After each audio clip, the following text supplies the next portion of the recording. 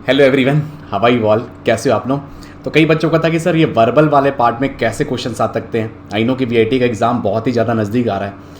This video will be helpful for VIT as well as BITSAT also. काफ़ी कुछ तुम्हें पता चलेगा कि किस टाइप के पीवाईक्यूज आते हैं। डेफिनेटली हम लोग कुछ क्वेश्चंस करेंगे, उसके साथ ही साथ तुम्हें कुछ होमवर्क्स भी मिलेंगे। अब मेक श्योर तुम अगर जैसे मान लो प्रीवियस ईयर क्वेश्चन ढूंढ रहे हो तो उसके लिए मैंने पहले ही बताया टेलीग्राम चैनल ज्वाइन करना है। कहाँ पे? डिस्क्रिप्शन बॉक्स में t.me/लक्की जेठानी IITB, तो उसमें जाके ज्वाइन कर लिए। एज वेल एज जितने भी हमारे यूट्यूब में ट्रिक्स हुई हैं तो मेक श्योर उसको अच्छे से ढंग से देख लेना।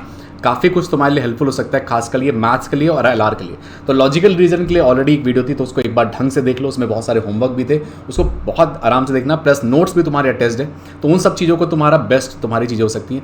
और अगर तुम्हारे पास जैसे कि मान लो तुम शॉर्ट नोट्स ढूंढ रहे हो या फॉर्मुलेस के बेस्ट फॉर्मुलेस मिल जाए फिजिक्स केमिस्ट्री मैथ्स के, वो सारा कुछ अपडेटेड है टेलीग्राम में। जाओ टेलीग्राम में और सारा कुछ जो है डाउनलोड करके और पढ़ाई अपनी स्टार्ट कर दो। ये चलिए स्टार्ट करते हैं। और सबसे पहली चीज़ बताना चाहूँगा, अगर तुम निंजा के लिए कोई कोर्स ढूंढ रहे हो, paid course, you can also join right now, जिसका कोई कॉस्ट आ रहा होगा जो कि 699, जिसमें कि तुम्हें तुरंत तुम्हें ये वीडियोस मिल जाते हैं। इसकी भी क्या हुआ, डिस्क्रिप्शन बॉक्स में लिंक है ये। इसमें तुम्हें 150 क्वेश्चन आएंगे जो कि तुम इसको समझ लो जल्दी से जल्दी इसको अटेंड कर सकते हो। तो ये क्वेश्चन भी हो जाएंगे, पैरेलली तुम ये क्वेश्चन भी कंप्लीट कर लोगे। इससे तुम्हारा एक बेस्ट हो जाएगा ये, है ना। तो इसमें 5-7 वीडियोस आ जाएंगे, 5 जो होंगे 110 क्वेश्चन होंगे, 20 अलग से। एक बेहतरीन तरीके से तुम्हें क्वेश्चंस मिल जाएंगे और ये भी है, तो काफ़ी कुछ तुम्हारे लिए बेनिफिशियल हो सकता है। चलिए स्टार्ट करते हैं अपन फोड़ने के साथ, और वीआईटी फोड़ना है इस बार। लेट्स स्टार्ट विद, सबसे पहली चीज़ आती है कि ना क्वेश्चंस को पढ़ना है, क्योंकि इंग्लिश के क्वेश्चंस को अगर तुम्हें नहीं पता तो तुम्हें इसमें कोई तुक्का उक्का फिर क्या ही लगाओगे, है ना। ये चीज़ है ये, तो बिट्स में लगाओगे तो नेगेटिव हो जाएगा। चलो यहाँ पे तो नहीं होगा, बट बिट्स में तुम्हारा नेगेटिव हो जाएगा। जैसे कि यहाँ पे लिखा हुआ है फाइंड द सिनोनियम ऑफ। अब देखो सिनोनियम एंटोनियम के क्वेश्चन है, डेफिनेटली आते हैं ये। तो मेक श्योर तुम क्या करोगे, जितने भी प्रीवियस ईयर क्वेश्चन आए वो तुम ढंग से लगा लो, वो तो ऑलरेडी प्रोवाइडेड है, उसको बेस्ट तरीके से कर लो। प्लस साथ ही साथ बिटसैट के भी करके चले जाओ, क्या पता उसी में से पार्ट आ जाए। अब जैसे इसमें वर्ड लिखा हुआ है इम्पैकेबल, है ना। Find the सिनोनियम of the word impeccable.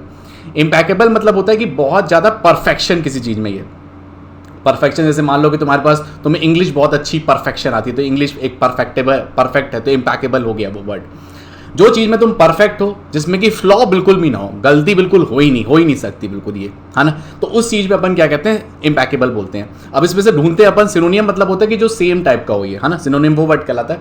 तो एक हो गया रिमार्केबल, एक हो गया अनबिलीवेबल, एक हो गया फ्लॉलेस, एक हो गया डिसप्लीजिंग। तो हमारा वर्ड क्या आ जाएगा, फ्लॉलेस। फ्लॉलेस मतलब कोई तुम्हारे पास कोई फ्लॉ ही नहीं है, बिल्कुल परफेक्ट है ये, है ना। तो जो चीज़ बताइए, अगर मान लो तुमसे कोई पूछता है कि व्हाट इज द सिनोनियम, तो एक परफेक्ट वर्ड कह सकते हो इम्पैकेबल का, परफेक्ट है बिल्कुल उस चीज़ में, तो वो हमारा एक सिनोनियम वर्ड हो जाएगा। समझ में आ रही बात? I hope it is clear with you. Next word आता है एमिलोरेट, है ना। ये वर्ड आता है और उसका क्या निकालना है तुम्हें, एंटोनियम निकालना है, ध्यान रखना। एक होता है सिनोनियम, एक होता है एंटोनियम। एंटोनियम मतलब अपोजिट वाला, सिनोनियम मतलब सेम टाइप का वर्ड हो। तो एमिलोरेट जो वर्ड होता है तुम्हारे पास, उसको हम कहते हैं कि जो चीज़ें हमारी वर्स चल रही हैं उसको बेस्ट करने की कोशिश करेंगे अपन। जो तुम्हारा जो वर्स चल रही हैं कुछ चीज़ें, उसको हमें क्या करना है, एक बेस्ट करना है, बेस्ट, है ना। तो वर्स्ट को क्या करना है, अपने को बेस्ट करना है, ठीक है। तो अब तुम देखो इम्प्रूव, तो वही टाइप का एक वर्ड हो गया। इम्प्रूव मतलब एमिलोरेट का सिनोनियम टाइप होगा कि अपने आप को तुम अच्छा चेंज कर रहे हो। वर्स्ट को तुम क्या कर रहे हो, एक बेटर वे में बना रहे हो। डिपेंड तो हुआ ही नहीं, सॉफ्ट एंड तो, है ना, ये भी तो नहीं हुआ। वर्सन अपन कह सकते हैं कि जो वर्स्ट वाला पार्ट है वो एक एंटोनियम हो जाएगा, क्योंकि बेस्ट को वर्स्ट बना रहे हैं अपन, तो एक हमारे लिए क्या हो जाएगा, एक एंटोनियम की तरह काम करेगा। समझ आ रहे हैं ना मीनिंग। इम्पैकेबल मतलब क्या हो गया कि परफेक्ट हो गया।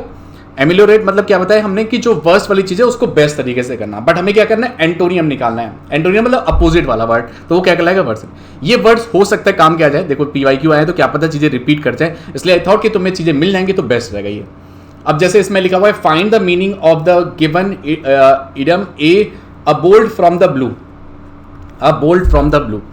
इनको कि जैसे कि तुम्हें पढ़ना है तो तुम्हें हमने ऑलरेडी बहुत सारी चीज़ें बताई कि तुम कहाँ से पढ़ सकते हो ये चीज़ें, ये है ना। तो मेक श्योर जो तुम्हारा 10th लेवल तक का ये उतना ही तुम्हारा सिनोनियम एंटोनियम आता है। जो देखे वर्ड्स है वही वाली चीज़ें आती है, इसमें कोई नया नहीं आएगा, कोई डिफिकल्ट। उनको कोई वो थोड़ी है, उनको तो इंजीनियरिंग के बैकग्राउंड में जाना ना, तो कोई इतना डिफिकल्ट नहीं देने वाले। जो चीज़ें हम देखी हुई है वही है। अ bolt from the blue, a bolt from the blue मतलब ये हो गया कि अचानक से, जैसे ये होता है ना कि मुहावरे टाइप का हो गया। बोल्ट फ्रॉम द ब्लू मतलब ये हो गया कि कुछ अनएक्सपेक्टेड टाइप की चीज़ें हो गई हैं, सरप्राइजिंग। जैसे एनडी नहीं करता, सरप्राइज करता है ये, आज एडमिट कार्ड आ रहा, आज एडमिट कार्ड आ रहा, अचानक से एडमिट कार्ड आ गया, तो एक सरप्राइज काइंड ऑफ थिंग हुआ। समझ रहे हो? अब बोल्ड फ्रॉम द व्यू मतलब हो जाता है हमारे पास एक सरप्राइज टाइप का इवेंट हो जाना, एक अनएक्सपेक्टेड इवेंट टाइप का हो जाना। तो देखो एक अनप्लीजेंट वर्ड लिखा हुआ है जो हमें अच्छा नहीं लग रहा, अनप्लीजेंट टाइप का हो गया, इनएक्सप्लिकेबल इवेंट हो गया, डिलेड जो देरी से आ रहा है, अनएक्सपेक्टेड वर्ड बताया ना मैंने। तो बोल्ड फ्रॉम द व्यू क्या आ जाएगा तुम्हारे पास, एक अनएक्सपेक्टेड का इवेंट आ जाएगा। ये सब वर्ड्स ध्यान रखना जो कि आ चुके हैं, ये हो सकता है इसी टाइप का वर्ड आ जाए तो तुम्हारे लिए काफी फायदेमंद हो सकता है ये। अब इसमें वर्ड लिखा हुआ, ये प्रोनाउंसिएशन वाला वर्ड जरूर आता है वीआईटी वाले केस में, ये the best pronunciation of the word mischiefs, क्या बोले, मिसचीफ्स, तो इसको प्रोनाउंस ऐसे किया जाता है मिसचीफ्स, तो ये मिसचीफ्स, ठीक है। तो ये वाला वर्ड से इसको प्रोनाउंस किया जाता है ये, तो ये वाला फर्स्ट वाला जो वर्ड कहलाएगा ये मिसचीफ वाला वर्ड कहलाएगा। अब तुम्हें एक होमवर्क भी देते, आगे भी बढ़ेंगे अपन। अब आएगा होमवर्क नंबर 1, ये तुम्हें करना है, ये कुछ तो अब होमवर्क होना चाहिए ना, कुछ चीजें सब चीजें बता देंगे तुम कैसे करोगे। तो ये हो गया homework number, question number 1 which I expect in the comment box. ये select the best pronunciation of the word sorbet from the following options, कौन सा एक बेस्ट है ये, है ना, ये तुम्हें सिलेक्ट करना है। ये ऑलरेडी PYQ है ये, तो देखते हैं, लेट्स चेक इट आउट कि तुम्हारी कितनी अंग्रेजी सही है। ये कुछ वर्ड्स तुम्हें मिलने वाले हैं डेफिनेटली। हाँ आई नो कि वेटेज थोड़ा कम है ये अगर हम LR से कंपेयर करें, बट फिर भी हमें को तो बेस्ट हमें लाना ना, तो इसमें तो तुम चेक करोगे कौन सा सही है, फर्स्ट, सेकंड, थर्ड या फोर्थ, है ना, और सही होगा तो आई विल डेफिनेटली मैं तुम्हें जो है रिप्लाई जरूर दूंगा ये। अब इसमें ना एक सेंटेंस टाइप का लिखा हुआ, देखो बहुत सारा लिखा हुआ है, पैराग्राफ टाइप का जैसे हम कह सकते हैं, तो इसमें ना 3 प्रॉब्लम जरूर आती है, खास करके अगर मैं VIT की बात करूँ। सिनोनिम एंटोनिम तो आते ही हैं, प्लस दूसरे ये वाले वर्ड्स बताए तुम्हें, फ्रेजेस वाला वर्ड हो गया, प्रोनाउंसिएशन वाला, प्लस ये वाला, है ना। इसमें लिखा हुआ है judiciary has become the centre of the controversy, पूरा ढंग से पढ़ना ये, ठीक है। In the recent past on the account of the sudden me, ये जो वर्ड्स मिल रहे हैं थोड़ा सा हमें ध्यान रखना है, sudden me in the level of the judicial intervention, ये अभी रिसेंट में कुछ एक्टिविटी हुई है, sudden me the area of the judicial intervention, अच्छे से पढ़ना, देखो area of the judicial intervention जो इंटरवेट कर रहा है, has become a strictly expanding through the device of the PIL, public interest litigation, ये है ना, PIL फाइल करना, कई बार तुमने सुना होगा ये सब वर्ड्स। ये judiciary has set it's pro screw and taken upon itself the duty to enforce a basic right of the poor, है ना, on the vulnerable section of the society by progressive interpretation and the positive action.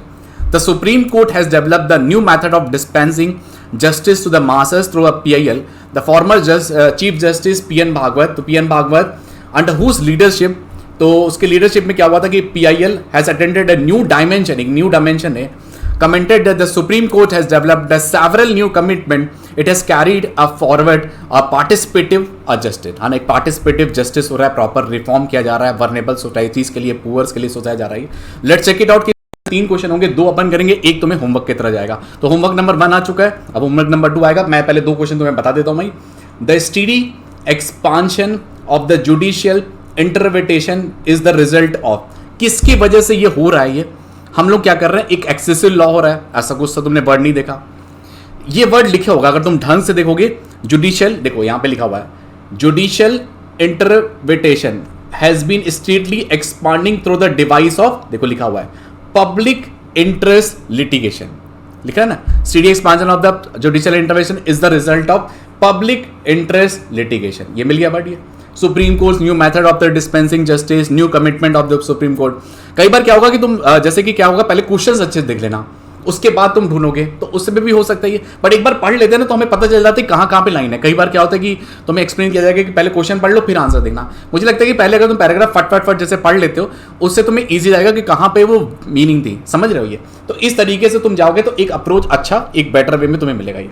Next देखो, according to the author judiciary has become the centre of the controversy because of, देखो controversy starting वाली line में पढ़े थे अपन, अगर तुम्हें ध्यान से देखो, in the recent past an addition sudden me is the level of the interpretation, देखो कंट्रोवर्सी, देखो यहाँ पे वर्ड लिखा हुआ था कंट्रोवर्सी, मैंने टिक किया हुआ था, ये समझ रहे हो। तो sudden me is the level of, तो sudden me is the level of the judicial interpretation, ये देख पा रहे हो ये, है ना। PIL वाला फर्स्ट वाला पार्ट था, डिस्पेंसिंग जस्टिस, अपने से यहाँ पे कुछ भी मत लगाना ये कि सर हमें ऐसा लग रहा है कि ये centre of the controversy because of ये जस्टिस लड़ते रहेंगे इसलिए वजह से हो रहा होगा ये, अपने से यहाँ पे तुम अपनी इंग्लिश मत लगाना, यहाँ पे सब फिर धोखा हो जाएगा। मेक श्योर जो भी लिखा हुआ है उसी चीज को फॉलो अप में लेना जो इस वर्ड्स में है। यहाँ से अपने से अगर तुम करोगे ना डेफिनेटली अपनी अंग्रेजी लगाओगे गड़बड़ हो जाएगा। तो मेक श्योर तुम जो पैराग्राफ में लिखा हुआ जो मेंशन्ड है उसी को ही है। ऐसे पार्ट में तुमने 9-10 में भी पढ़ा होगा इंग्लिश में, तो वही वाला पार्ट कर रहा है, कुछ नया नहीं कर रहा है ना। अब ये क्वेश्चन नंबर 3 जो रहेगा, आई एक्सपेक्ट कि तुम्हारे लिए होमवर्क हो, तो ये होमवर्क नंबर अपना कौन सा हो गया, 2 नंबर हो गया। पहला नंबर अपन ने वो बताया था सॉर्बेट, और सेकंड नंबर ये होमवर्क हो गया। ध्यान रखना होमवर्क्स तुम्हें क्या करना है, कमेंट बॉक्स में बताना है एज यूजुअल। तो ये सेकंड नंबर होमवर्क हो गया। Supreme Court has develop, PM Bhagwat के वजह से सुप्रीम कोर्ट क्या डेवलप किया, judicial interpretation, various new commitment, participative judicial approach to the dispensers justice and the public interest litigation. ये तुम बताओगे, इसका आंसर मैं नहीं बताऊंगा, तुम्हें कमेंट बॉक्स में बताना, डेफिनेटली मैं तुम्हें आंसर जरूर दूंगा। देखो फिर से लिखा हुआ है, at this state of the civilisation when many new nations are brought into a close, सारे जो है सिविलाइजेशन अब हो रहा है तो नेशंस को क्लोजली मिलाया जा रहा है, and the vital contact for the good and the evil, it is essential, मतलब गुड मतलब अच्छा हो गया, इविल मतलब लड़ाई टाइप का हो गया, as never before that there gross ignorance of one another should be dismissed, है ना, जो हमारी लड़ाई है वो कम होनी चाहिए, that they should begin the understanding a little of the one another historical experience, एक हिस्टोरिकल हमारे पास की एक्सपीरियंस होना चाहिए हर एक कंट्री के साथ कि क्या हिस्ट्री हुई थी, and resulting its mentality. It is the fault of the English. It is the fault of the English to expect the people of the other countries to react as they do. जैसे वो करते हैं वो चाहते हैं कि वैसे ही रहे इंग्लिश वाली countries, to political and the international situations. Our genuine goodwill and the good intentions are often brought to a nothing. ठीक है, हमारी जो है अच्छी भावनाओं के होते हुए भी हम लोगों का क्या हो रहा है कि कुछ मतलब नहीं रह जा रहा, because we expect other people to be like us, है ना। This will be corrected if we knew the history, तो हिस्ट्री की वजह से हमारी चीजें सुधर सकती हैं, not necessary in the detail, history जरूरी नहीं कि डिटेल में हो, but in the broader outlines of the social and the political situation. Correct, social and the political situation भी क्लियर है तो चीजें हो सकती है, पूरी ज्यादा नहीं क्लियर हो, which has been given to the each nation its present character, है ना, जो नेशन में अभी जो प्रेजेंट कैरेक्टर में। Let's go with the questions क्या है ये, the character of this nation is the result of gross ignorance, culture heritage, social and the political condition, है ना, सोशो पॉलिटिकल कंडीशंस के बारे में उन्होंने डिस्कस किया था, तो ये कैरेक्टर ऑफ द नेशंस हमारा बताता है, लास्ट में उन्होंने बताया हुआ है, ये देखो character of this nation, social and the political condition. अब तुम बोलोगे सर ये अच्छा लग रहा है, अच्छा नहीं करना है, यहाँ पे जैसे लिखा हुआ है वर्ड को वहीं से ढूंढ के तुम्हें करना है, हो सकता है फर्स्ट लाइन में लिखा हो सकता है सेकेंड लाइन में लिखा हो। ये according to the author the mentality of the nation is mainly produce of its present character, मतलब उसकी मेंटेलिटी किस तरफ जा रही है, इंटरनेशनल पोजीशन, पॉलिटिक्स या तो हिस्ट्री की तरफ। तो जो भी तुम देखोगे मेंटेलिटी, देखो रिजल्टिंग मेंटेलिटी कहाँ पे जा रही है, हिस्टोरिकल एक एक्सपीरियंस के थ्रू, तो ये एक हिस्टोरिकल की तरफ मूव करते हुए जा रहा है, तो एक हिस्ट्री की तरफ अपना मूव करते हुए जा रहा है। ऐसा नहीं होगा सर पॉलिटिक्स की तरफ मूव करते हैं, पॉलिटिक्स कहाँ बोल रहा है, वो हिस्ट्री की तरफ मूव करने के लिए जा रहा है ना, कि हिस्ट्री अगर हमारी बेटर रहेगी तो एक अच्छा एक हमारा नेशन को डेवलप्ड होगा। ये समझ रहे हो, थोड़ा बहुत तो इंग्लिश आती होगी तभी तो तुम भरे हो ना फॉर्म वगैरह। ये अब होमवर्क की तरफ अपन मूव करते हैं, तो ये क्वेश्चन नंबर 3 हमारा जो है ये होमवर्क आ चुका है। ये डेफिनेटली जो जो अपन ने सवाल किए एक बेस्ट वे में करना तुम्हारे पास, मेक श्योर जो लॉजिकल रीजनिंग के सवाल थे वो भी अच्छे से करना जो हमने कराए थे। ये बाकी रही बात जो मैथ्स वाली पार्ट थी तो उसमें हमने बेटर वे में जो जो क्वेश्चन हो सकते रहे वो अपन ने किए हैं। ये लेट्स वेट एंड वॉच, कल हमारा एक पहला जो है हमारा होने वाला है, जो कि हमारा पेपर जो कि स्टार्ट होने वाला है, डेफिनेटली जो है एक बढ़िया तरीके से दिए, जो भी मेमोरी बेस्ड क्वेश्चंस होंगे वो अपन डिस्कस कर रहे होंगे, जैसे हमें मिल जाएंगे क्वेश्चंस कल तो मैं डिस्कस कर दूंगा डेफिनेटली। जो भी बच्चे मुझे बताएंगे पूरा, जब मेरे पास पूरे जब क्वेश्चंस आ जाएंगे, चाहे वो फिजिक्स के हो, चाहे वो केमिस्ट्री के हो, चाहे मैथ्स के हो, डेफिनेटली एटलीस्ट मैं आंसर बताने की कोशिश करूंगा, ताकि तुम्हें नेक्स्ट टाइम जब तुम पेपर दो तो तुम्हें भी काफ़ी ईजी रहे, जैसे हम जेई में करते हैं। बट जेई में क्या होता है कि रिपीटेड के चांसेस लो होती हैं, यहाँ पे भी वैसे ऐसा भी नहीं कि तुम्हारा रिपीट कर देगी, but at least you will come to know कि किस टाइप का पेपर आ रहा है, ईजी आ रहा है, टफ आ रहा है, तो बस एक थोड़ा सा एक लेवल तुम्हें मिल जाएगा ये, ठीक है। बाकी अगर तुम निंजा चाहिए और वीआईटी के लिए तुम सर्च कर रहे हो बिटस्टार्ट, तो वी हैव ए कोर्सेस जो कि तुम्हें बताया अभी भी तुम परचेस कर सकते हो 699 का, ये भी तुम्हें मिल जाएंगे, साथ ही साथ ये तो है ही है। अपनी तरफ से बेस्ट देना। बाकी ये वीडियो अपनी अब समाप्त हो रही है, ये आज की इंग्लिश की, आपको ये आई थिंक अब वीडियो नहीं आएगी, अब जो भी आएंगे मेमोरी बेस्ड क्वेश्चन अगर आने होंगे ये, है ना, तो मेक श्योर इस पूरी सीरीज को वीआईटी को फॉलो करना, बिटस्टार्ट के लिए प्रॉपर अपनी सीरीज चलेगी और उसको भी जरूर बढ़िया तरीके से फॉलो किया। चले अपन till date all the best to the everyone.